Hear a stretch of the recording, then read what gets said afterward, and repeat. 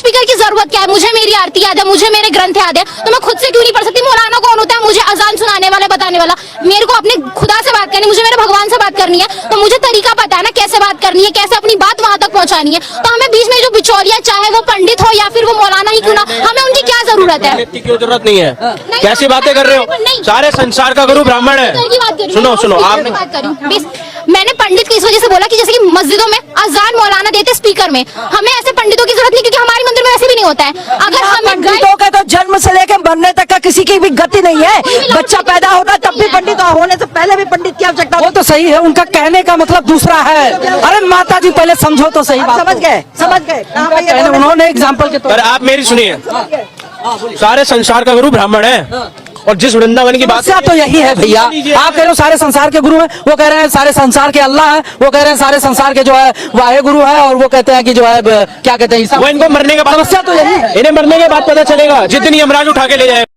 Constitution, you have a fundamental, तो how can say that you interfere in the हमारे बताइए मुझे please, you can tell me. ये हमारे पास कॉन्स्टिट्यूशन है, हमारे पास संविधान है, हमारे पास संविधान है, तो आप कैसे? आई am educated student, understand, I am studying in school, तो हाउ कैन? ये धर्मनिरपेक्ष राज्य है, सबके पास मौलिक अधिकार है। धर्मनिरपेक्ष राज्य में किसी भी धर्म के अंदर हस्तक्षेप करने का अधिकार नहीं है, तो फिर हमारे अधिकार, हमारे देश के अंदर धर्मनिरपेक्ष राज्य में क्यों किया जा रहा है हस्तक्षेप हमारे धर्म के अंदर? मैं आपसे पूछना चाहती हूँ, आप मुझे छेड़छाड़ कैसे, धर्म के साथ छेड़छाड़ कैसे? हमारे धर्मनिरपेक्ष राज्य के अंदर किसी भी धर्म का प्रचार करने का, प्रचार का अधिकार है, ये नहीं आप मुझे बताइए। कर तो रहे हो आप लोग, यू कैन टेल मी, तो फिर हमारा हस्तक्षेप क्यों किया जा रहा है? धर्मनिरपेक्ष राज्य के अंदर धर्म के अंदर हस्तक्षेप नहीं किया जाता। क्या हस्तक्षेप किया? हस्तक्षेप किया तो जा रहा है हमारे मस्जिदों के अंदर। आप हम क्या, हमारा जो मन चाहे हम पढ़ा सकते हैं, हमारे पास फुल अधिकार है। You have constitution, you have fundamental, तो how can say that you interfere in हमारे धर्म को इंटरफेयर कर? क्या रोका जा रहा है बताइएगा, कुछ क्या रोका जा रहा है, क्या नहीं किया जा रहा है? आपके धर्म में क्या छेड़छाड़ किया जा रहा है? हमारे धर्म के अंदर, हमारे मस्जिद में हम चाहे वो पढ़ाए, हमें आपके मंदिर में किसी ने कहा कि आप भजन करिए, आपको जो करना वो करिए, तो हमारे धर्म के अंदर क्यों बोला जा रहा है कि आपको ये करना है, ये करना है? क्या बोला जा रहा है बताइए, सही समझ में नहीं आया। बताओ ना। I am educated student, understand, I am studying in school, तो हाउ कैन? बताइए मुझे please, you can tell me. ये हमारे पास कॉन्स्टिट्यूशन है, हमारे पास संविधान है, हमारे पास संविधान है, तो आप कैसे जी मानते? यू क्यों नहीं मानते? मानते, संविधान को मानते हैं। क्या संशोधन किया जा रहा है, उसमें गलत क्या है? संविधान के तहत धर्म के अंदर हस्तक्षेप क्यों किया जा रहा है और धर्म में क्यों नहीं किया जा रहा? आप बताइए मुझे, क्या हस्तक्षेप बताइए ना, कौन सा हस्तक्षेप किया जा रहा है? आपको नहीं पता? आपको इतने सारे हो गए, आपको कुछ नहीं पता? आप बताइए ना। हमसे तो आप किसी को कटमुल्ला बोलोगे संसद में बैठ के या वही विधानसभा में? अरे कुछ भी होता है। एक मिनट, कटमुल्ला का मतलब पता है क्या? वो मैं बताऊं तुम्हें क्या होता है? काट का मुल्ला, काट का मुल्ला अगर उसकी परिभाषा पूरी सुनोगे ना तो तुम्हें समझ में आ जाएगी। लेकिन ये है कि काला अक्षर भैंस वाला पता तो है नहीं कि इसका मतलब क्या है, बोलते हैं बस खाली। ऐसा नहीं रहता, जो बात कही देगी, अगर कटमुल्ला का असली परिभाषा पूछो कैसे? ये पता किसी उसमें क्या बोलोगे? ये कह रहा हूँ, कटमुल्ला का मतलब पता है उसको, भाषा, उस भाषा को समझे बोल क्या रहा है वो। एक बात के 20 मतलब होते हैं। जातिवाद थोड़ी कर रहा, मेरी बात तो ढंग से दे जातिवाद। मैं जातिवादी की बात क्या कर रहा हूँ? एक सेकंड, क्या नाम हुआ? अरे मेरा नाम विकास है। विकास कहाँ के तू ये वाली बात तो कर रहा है? ये तो बता, बीच दे रहा था, तू बोल क्यों रहा बीच में? मेरी बात तो सुन, मेरी बात सुन। कोई भी भाषण देना तो आराम से दे, आराम से दे। मेरी बात सुन। उसका मतलब क्या पता है? उसका मतलब पता है? पहली बार तू मत बोले, एड्रेस में गाली बुझूंगा से मैं। सुने, अरे यार तू क्या बोल रहा है? जैसे सुनेगा, सुन, बिल्कुल नहीं बोलेगा तू। पहले मेरी बात सुन।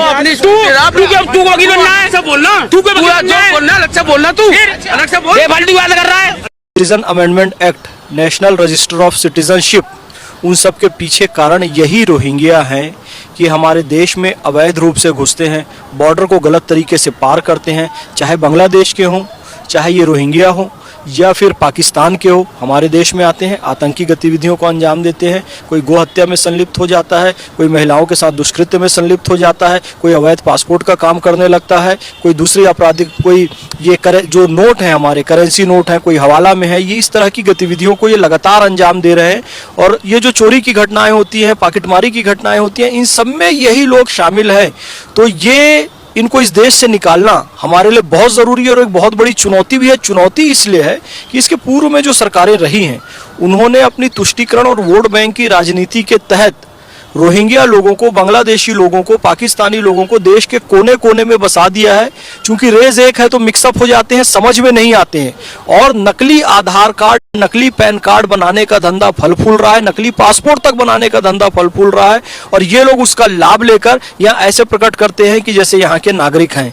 तो पिछली सरकारों की तुष्टीकरण की राजनीति के कारण और वोट बैंक की, क्योंकि ये इनके वोट बैंक भी होते हैं, ये बस्तियों में झुंड का झुंड रहते हैं, तो उनको एक मुश्त वोट मिल जाता है। ये फिर मैं नाम लेके कह सकता हूं, मुसलमानों का तुष्टीकरण और राजनीति का अपराधीकरण कांग्रेस और समाजवादी पार्टी जैसे दलों ने किया। और फिर आम आदमी पार्टी तो उसकी चरम सीमा पर पहुंच गई, यानी अरविंद केजरीवाल ने चरम सीमा पर पहुंच गए। वो तुष्टीकरण की राजनीति और अपराधीकरण की राजनीति और भ्रष्टाचार की राजनीति, और भरपूर संख्या में उन्होंने रोहिंग्या लोगों को बसाया।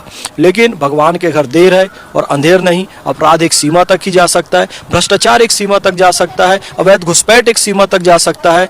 भगवान के घर देर है, अंधेर नहीं। इसी क्रम में सरकार बदली। ये आम आदमी पार्टी की सरकार जो कभी खालिस्तानी मूवमेंट को सपोर्ट करती रही, ये आम आदमी पार्टी की सरकार जो कभी कश्मीर में आज़ादी और भारत की बर्बादी के नारे लगवाकर उसको जस्टिफाई करती रही, कभी यासीन मलिक और अफजल गुरु को अपना आदर्श बताते रहे, कभी वो कसाब को बिरयानी खिलाते रहे, लेकिन उन्होंने कभी भी डॉक्टर APJ अब्दुल कलाम और अशफाक उल्लाह खान का नाम नहीं लिया।